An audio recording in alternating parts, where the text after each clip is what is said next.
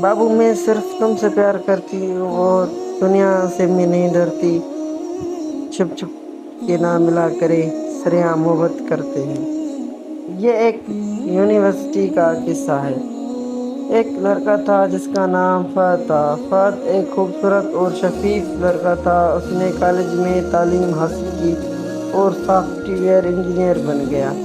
ایک دن فہد کی ملاقات ایک خوبصورت حسین نوجوان عورت نام صوفیہ تھا۔ صوفیہ ایک خوبصورت اور مہربان لڑکی تھی۔ اس نے کالج میں تعلیم حاصل کی اور ڈاکٹر بن گئی۔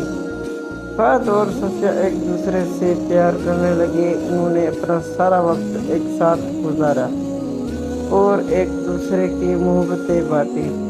لیکن ایک دن فہد کو صوفیہ سے کہیں دور جانا پڑا۔ صوفیہ کو بہت دکھ ہوا اور وہ بہت رونے لگی، لیکن اس نے کبھی نہیں سوچا کہ فہد اس سے کتنا پیار کرتا ہے۔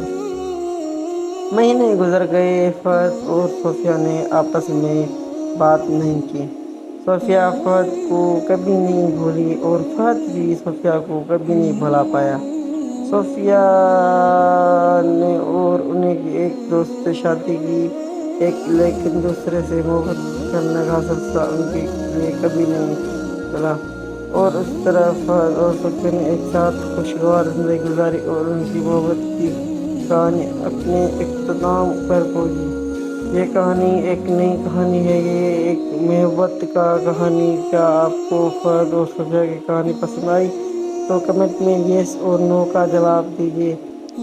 میں آپ کا جواب دینے کے لیے تیار ہوں میرے پیارے ناظرین۔